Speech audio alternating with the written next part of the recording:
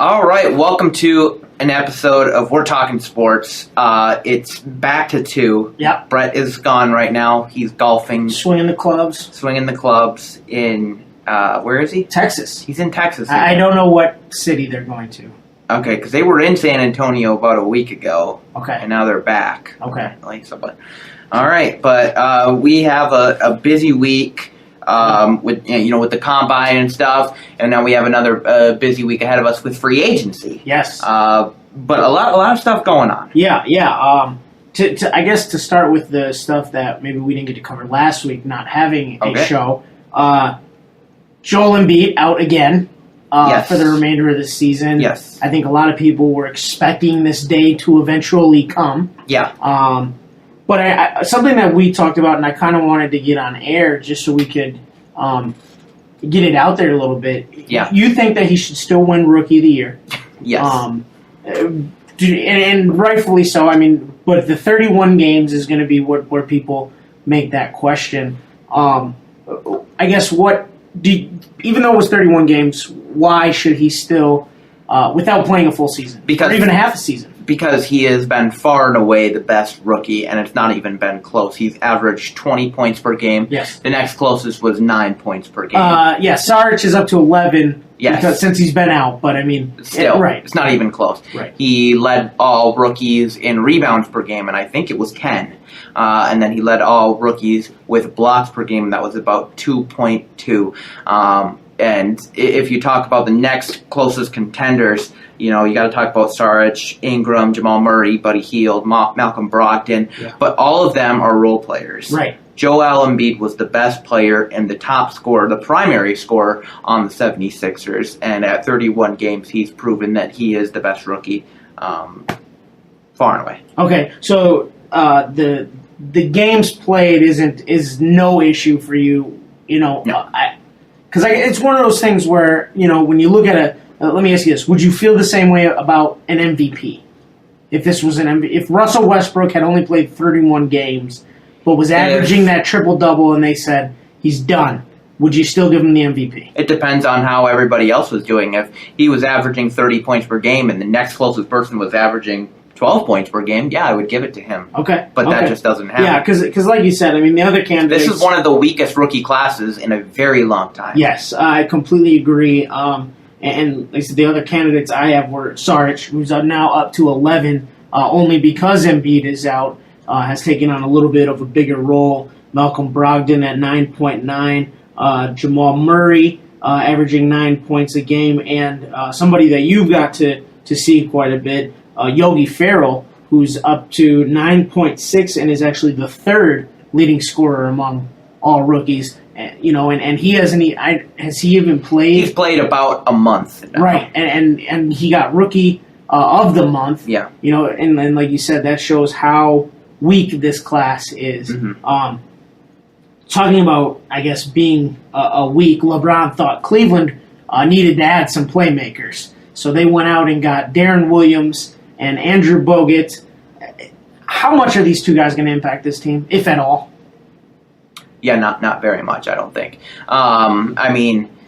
So with Darren Williams, they needed a backup point guard, and looking at them last year, they really struggled in the backup point guard department, especially during the finals, because Dellavedova just did not play the same way he was playing the year before, and Mo Williams really, he's non-existent. He's all but retired at this point, and so they just needed somebody else. So I guess having more, Darren Williams, he's still an okay point guard. I mean, starter quality, I don't know. He's kind of right on the line between starter and backup. So I suppose, it's an okay addition. But as for Bogut, he's hurt all the time. Yes. And he's kind of their Timofey Mozgov of last year. Yeah, right. So. The one signing that I really liked, thought it was a good fit and good addition both ways. That was Washington picking up Brandon Jennings to be their backup point guard. He had asked for his release from the Knicks. Washington, kind of a surging team that I think a lot of people slept on going into the year. What can Jennings, I guess, add in terms of value to this team that's trying to make a playoff run? I think he definitely adds consistency to the point guard position because I don't even know who the backup point guard was after. Yeah, that I'm not sure either. Yeah, I'm not too sure, but just adding another weapon, and I think the Wizards have a real good shot of going against the Cavs in the Eastern Conference Finals, and we'll see. Yeah. Some big news, I guess, for Dallas fans, but not a surprise probably for you. Dirk has announced he will come back for 20th season. Yeah. I know in our last show we talked about you had said that he's going to play out the contract and go from there. Mm-hmm. He's on a 1 year? He's on a 2 year deal? He's on a 2 year deal. Okay. No options. So he's going to finish out in Dallas regardless. Okay. Yeah. Well, I guess for you, where the team is at, do you want to see Dirk back? I mean, that's a dumb question, so to speak, but at some point, Dallas has to be able to move on, whether that be now or, you know what I mean? Would you rather have seen him retire? Absolutely not. Okay. No. He lit it up last night against the Thunder. He had a great game, and you talk about them moving on. They've kind of already moved on. Their primary scorer is Harrison Barnes, and after that is Seth Curry. Yeah. And now they got Nerlens Noel, so they kind of have their own little big three going on besides Dirk. And Dirk, he knows that he's kind of now in a role player position, and he's excelling at it. He's playing at the center position now, and he's doing a great job at it. And with Dallas, moving on, they don't need to move on for cap reasons. Granted, Dirk's on a 2 year, $50 million deal, but that has a lot to do since he took a pay cut before when they signed Chandler Parsons to a big deal. Now he's kind of just getting his payback, I guess. Okay. Adam Silver has openly talked about changing the AllStar Game weekend, so to speak, Yep. To try to make it better. There had been a proposed idea of anointing 2 captains, and the captains then select the starters. Okay. The All-Star Game's a joke, and immediately after that weekend, Chris Paul had said that he wanted to meet with Silver and figure something out as to how they can change it. Uh-huh. What can be done to fix this atrocity that we know as the NBA All-Star Game? Absolutely nothing. It's good as it's going to get. Okay. And I think doing the whole captain thing, the NFL tried that, didn't work. I think now, is it because it's an exhibition game, you think? I mean, because Major League Baseball... No, I don't even want to hear if the West win, then the West get home field. No, don't even try that, because it's just, to me, it's an exhibition game, and that's all it should be. Right. I think the East versus West format has worked for a long time, and I think it's kind of a little bit of a rivalry there. Okay. I think if you do the whole captain thing, I don't think that's really solving anything. Right. And them talking about, adding a 4-point line and a 10-point line for half court. You're just going to have guys shooting half courts the entire time. The entire time. It's going to become even more of a joke. So essentially, the All-Star Game as we know it, the exciting things that we saw growing up, some of the dunk contests that we remember, or even the competitive 3-point contests, I guess that's going to be participants, pending, obviously. But is the All-Star Weekend, I guess, as we've known it in the past, not going to be as pleasant in the future, essentially? Not necessarily. I think Saturday night has a ton of potential. It always has. I thought this year's skills contest was actually really interesting. Okay. I thought Porzingis was great, and Gordon Hayward did well. I would have liked to seen the guards maybe take it a little bit more seriously. Besides that, was great. I think, but just with the 3-point and the slam dunk contest, we need bigger names. Yeah, no, I completely agree, and that was something that we've talked about in the past, trying to get those names or recognizable people that to make it enjoyable again. Yeah. something I just asked you about. So Vince Carter was ejected from a game for throwing an elbow. I saw the clip and I thought it was absolutely ridiculous. He just kind of like raised his arm up, shoving the guy's arm off, and Vince Carter got hit with an ejection. Why is this going to be a thing that we get used to seeing now? That any type of overextended physicality is going to lead to ejections? Yeah, I didn't agree with that one. And yesterday, Russell Westbrook got teed up for like tossing the ball to a ref after an offensive charge, after he got an offensive foul, and he threw it at the ref, but like it's not like he was like aiming for his head or anything. Okay. Was the ref looking? He was not. Okay. But I mean, I was surprised. Right. I was surprised they teed him up for that. And I believe Westbrook, did he get teed up when he hit the official in the head on accident earlier in the season? Yes, he did. Him up as well. He did. So now one thing that I had seen kind of a short, I guess, conversation about was that one of the reasons they have these quick triggers, so to speak, with the technicals now and the ejections has to do with them trying to change the image. Because in the 90s, there were so many hard fouls, you had so many things that the league has since changed, taking away some of the physical play, taking away, adding a dress code, things like that to try to change the image. Do you think that this kind of has something to do with that, where they don't want anything getting out of control since Malice in the Palace kind of happened? No, I mean, that was a long time ago, actually. It was like, how long ago 15 years? No, not 15. I was thinking maybe 12. Yeah, it was early to mid-2000s. But I don't think we're ever going to have a situation like that. I mean, another situation a couple years after that was when the Nuggets and the Knicks got in a big fight, and Carmelo was involved, Nate Robinson was involved. Well, that kind of spilled into the crowd too, as well, which makes it dangerous. So do you think that? I guess, is this a good thing for the league? We both said that we disagreed with Vince Carter's. Yeah.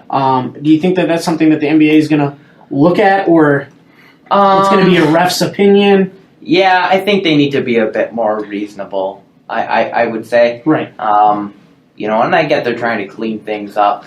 But sometimes it gets to a point where it's a little ridiculous. Yeah, no, I completely agree. So on to the sport that kind of dominated the weekend, that being the NFL. They had the Combine this weekend, but other things still going on. Antonio Brown got a huge deal. Yes. He is now the highest paid receiver in the NFL. Do you think that he deserves that right, or is that just because of the timing of the deal? Yeah, no, I mean, I think, that right now he deserves to have that big of a contract. I don't know if he deserves to be the highest paid receiver per se, but that amount was certainly, he deserved it. Yeah, and another one that I thought was definitely deserved as well was Eric Berry's re-signing with the Chiefs was another huge deal, but he is a very big part of that defense and a part of that team. Yeah, he's the highest paid safety in the NFL now, and I would say he's the best safety in the league at this moment. So, okay. Yeah. Something that we kind of talked about, we're talking about in a video that we had of free agency. There was a rumor that came up over the last couple of days, a three-way trade with the Redskins, the Cowboys, and the 49ers. Where can we expect this to go, if anywhere? The pieces being Romo, Cousins, and draft picks. Yeah, so, I mean, obviously Kyle Shanahan wants to team up with Kirk Cousins again. Yes. And I don't have a problem with that.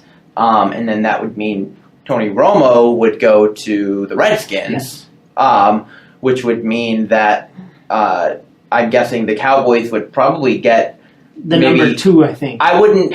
I think that was like the rumored trade. I doubt they'd get the number 2, maybe the number 34. Okay. Second round pick, maybe throw in a fourth round pick. Okay. I don't think the Browns are going to be giving up their number 2 pick though.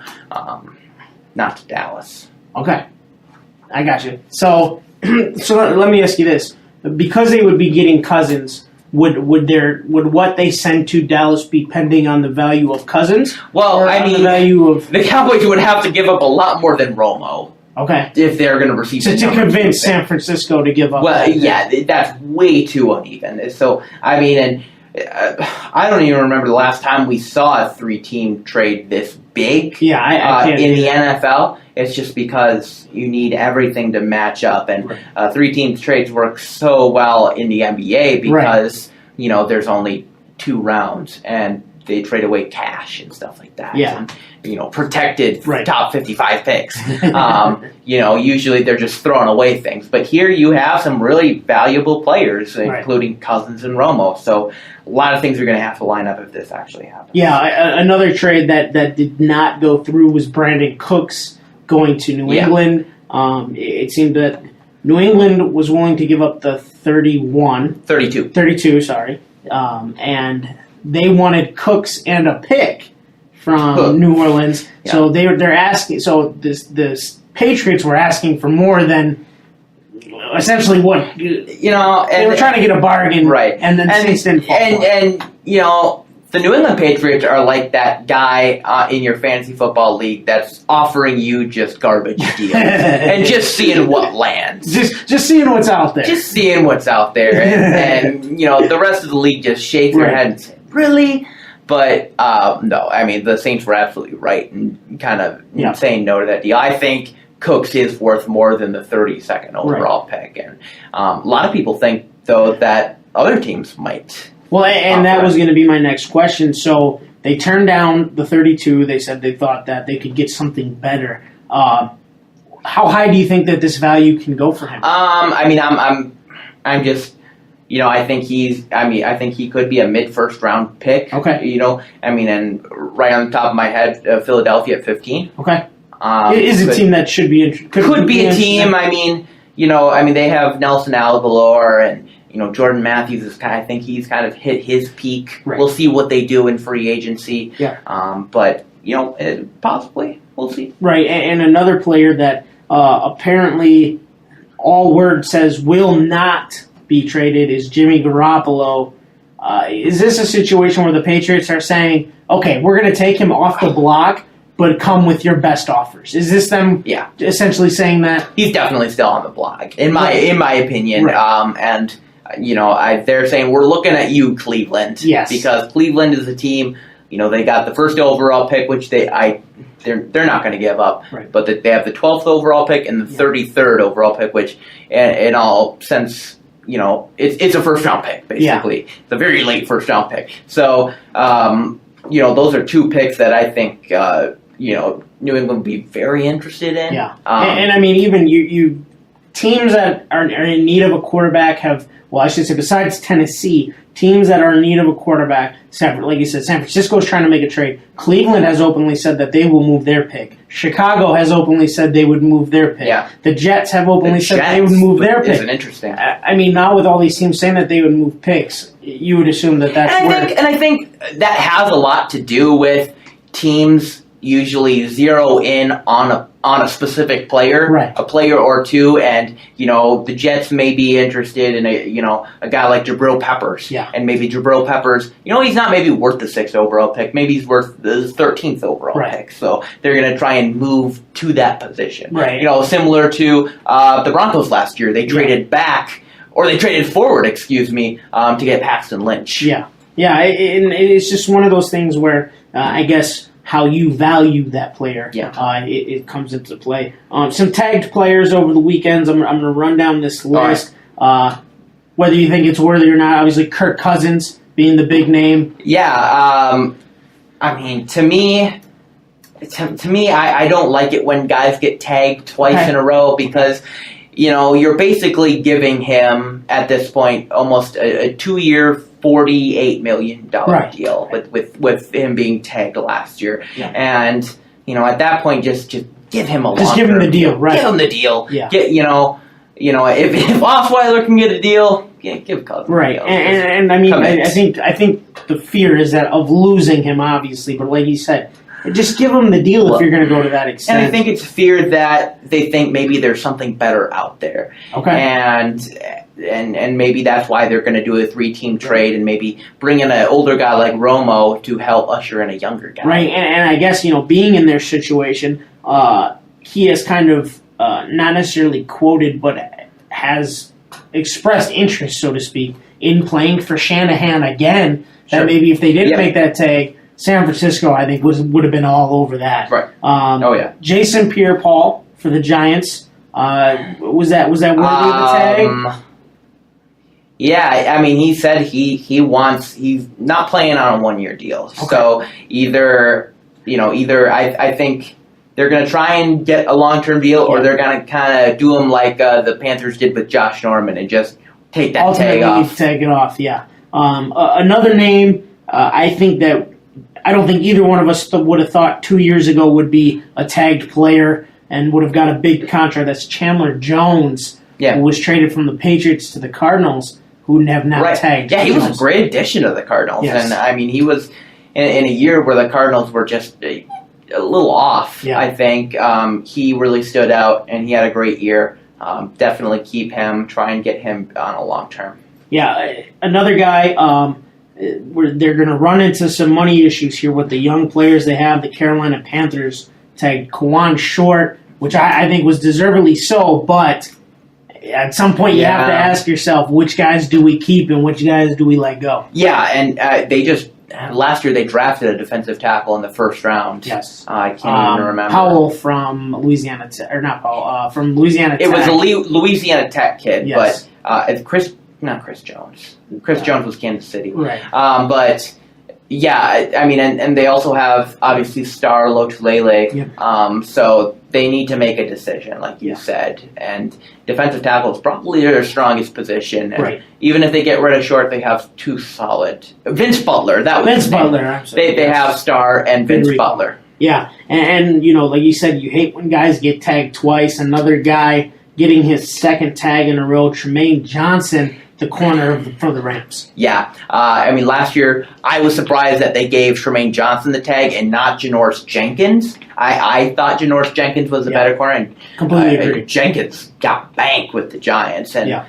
I just don't think Tremaine is worth tagging, right? Let alone tagging twice. And the thing with, like you're saying, with tagging twice, and Jenkins got absolute bank. I don't think that Johnson would demand or get that same market. And I don't think so either. That Jenkins got. That I don't see the worry there. Another player I wasn't too sure about, I thought I saw, was Melvin Ingram to the Chargers. He did get tagged, yeah. When he's healthy, he's worth the tag.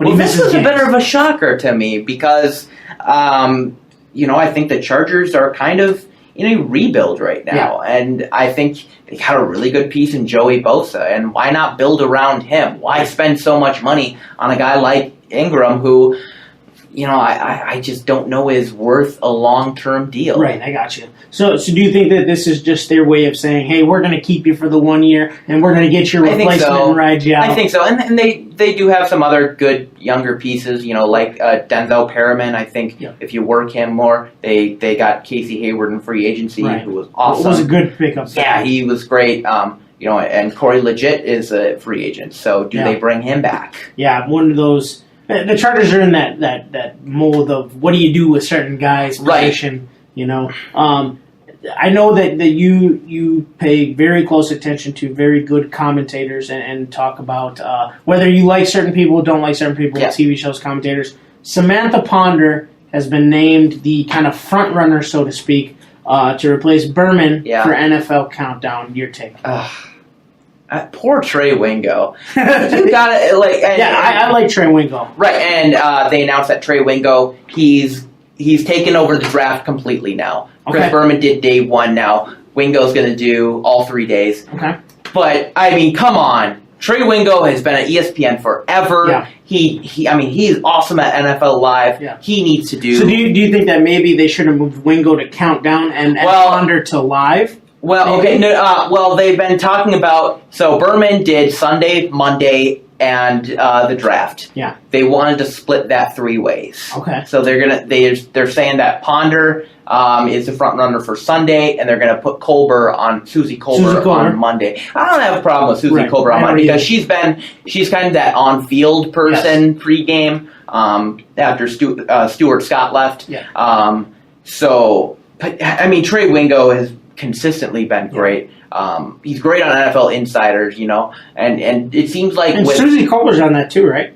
Yeah, every once in a while she's on there, but it just seems like with Trey Wingo, Chris Berman kind of the same way too, but he has like a special relationship with all the analysts and stuff, and I think that's priceless. Right. Kind of like with Rich Eisen at NFL Network. Yeah, and when you talk about Wingo, I think Wingo also, Samantha Ponder, obviously, I think it's going to have more to do with the fact that her husband was an NFL player. She was a sideline reporter for college football. Well, and they see her as kind of the up-and-comer, kind of like Aaron Andrews a couple years ago. Whereas I think with Wingo, they have former players on NFL Live that he deals with on a day-to-day basis that I think that, like you say, I think that would be a good fit, that they would have went to him on the Sunday because of that ability to have that relationship with former players and kind of understand how to bring them along as analysts or commentators, right? And create that mold. Whereas Ponder's still young, is she going to get dominated by these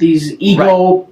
Right. You're dealing with Randy Moss and Trent Dilfer and those guys. Those guys think very highly of themselves, but we'll see. So I guess some other NFL news. The Combine was this weekend, but we had a big Combine video that we did. Make sure you guys go check that out. Yep. This is more on the news side.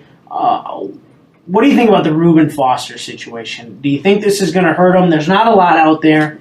Did he hurt himself? Is he standing still? I think he hurt himself. Okay. This kind of reminds me of the Laramie Tunsil situation where his Twitter got hacked per se. I don't know if it was or wasn't, but I think this might be an even bigger deal. But luckily for him, he has time to kind of recover. He still got his pro day, and he sent out an apology letter to all 32 teams. Probably. Is it because his agent told him to? Probably. Or Nick Saban did. But can I ask, now this kid's really, really talented, and it takes you back to another Alabama linebacker, Rolando McClain, who has had some off-the-field issues despite on-field success. Do we start to hear that comparison? It's possible, but you also got to compare him to somebody like C.J. Mosley, who's just been spectacular in Baltimore. So, I don't know. With a guy coming out of Alabama, you could compare him to a ton of guys. Yeah, no, I agree. I guess I should say with the off-the-field issues. No, I know what you mean. And Alabama has had a number of guys who've been in trouble. Marcel Darius is another guy. But I guess we'll have to wait and see, and I'm sure NFL teams will do a lot of digging. Yeah. So I want to share this story with you quick and get your opinion on it. I had heard an interesting story about the whole situation with John Lynch getting hired as the GM. Okay. So nobody had heard anything about him getting it, and all of a sudden out of nowhere, he gets it. Apparently Lynch was scheduled to interview. It wasn't like they just plucked him out of a hat. Yeah. And in his interview said, if anything gets leaked about me having an interview or being here or anything, I will deny every bit of it, and I'm not coming as your GM. And that's why we didn't hear anything about it. Why do you think that this is going to be something where maybe more guys do that, or do you think that's just a one-time John Lynch thing? Well, you have to think about where he's at right now, because he had a pretty good job as an analyst. And he said that it had to do with trust, and that's why he said that. He said, that's interesting. If it gets leaked, I'm going to deny it because I know that I can't trust you to keep this quiet. That's interesting. And, maybe it is that. I when I hear that, I think it's kind of that, I think Fox would have gotten a little upset, going looking for another job. Right. Where, he had a pretty nice, he was moving up the ranks, I guess. But interesting. Yeah. Another thing that I saw a lot of this weekend, I guess I shouldn't say a lot, but UAB transfers kind of popped up on the screen a little bit. After they closed the program, guys were kind of willing to go. And three names stuck out to me that would have been on the same team last year had they all been able to stay at UAB. That would have been Jamari Staples of Louisville, Jordan Howard, who was the sensational rookie for the Chicago Bears, and Gerald Everett, the tight end from South Alabama. Do you think that, obviously that team probably would have been a very good team. South Alabama's starting quarterback also was at UAB before moving over. Do you think that when now UAB has opened up their doors again, do you think that teams are going to be more reluctant to shut down programs going forward? And maybe, kind of do what Idaho has determined that they're going to move back a level. They're going to move down from the bowl division to the sub-bowl division and be D1 AA. Do you think teams will be more likely to do that instead of just cancel football? I don't know. I think, when it comes to any of those situations with, teams moving down a level or shutting down completely, every one of those situations is unique. Right. And I don't know if you can compare UAB to any other situation because I don't have the full details. Right. But, and you're saying, they could have had Jordan Howard and Gerald Everett, but I don't know how much of an impact would that have had? On the school as a whole, Right. Is Tulane still talking about Matt Forte? Right. Yeah. I don't know. I don't know. I don't know. It's he's probably been their best draft pick in the last 10 years. I'm sure of that, but am I saying I want to go to Tulane because Matt Forte went there? Right. Is people donating because Matt Forte went there? It's just situations like that. Yeah, I got you. Some other, big news out of the combine: Takaris McKinley will officially miss 4 to 6 months shoulder surgery, and not only that, but John Ross is also having shoulder surgery as well. Either of these guys going to be impacted big by that? Well, and I think I like it when guys wait till after the combine. Yeah. Julio Jones did that. Yeah. And if it wasn't for Julio Jones's performance in the combine, there's no way the Falcons would have traded up for him. And maybe he wouldn't have been the best receiver in the NFL. I don't know. John Ross. Whether you think of it as a big deal or not, his 4.22 40. It raised his stock in the combine, and I know a lot of people thought of him still as the fastest receiver. I think I even said it in our scouting report video. I think he's going to have the fastest 40. Yeah, I remember you did. Right, but still a 4.22 is unreal. It's unreal, and there's no doubt. Scouts and GMs are licking their lips no matter how much they say, the 40s don't matter. Yeah, I get that. I totally understand that. Some teams are looking more at the 10-yard splits and stuff, but that matters. Yeah. And whether or not he's, getting surgery and stuff. And McKinley's a great player, too. Yeah. I think he's going to be a first-round pick. But obviously, and you're talking about teams zeroing in on a player. I'm sure there's a lot of teams zeroing in on John Ross and McKinley. And they're going to draft him no matter what. Right. All right.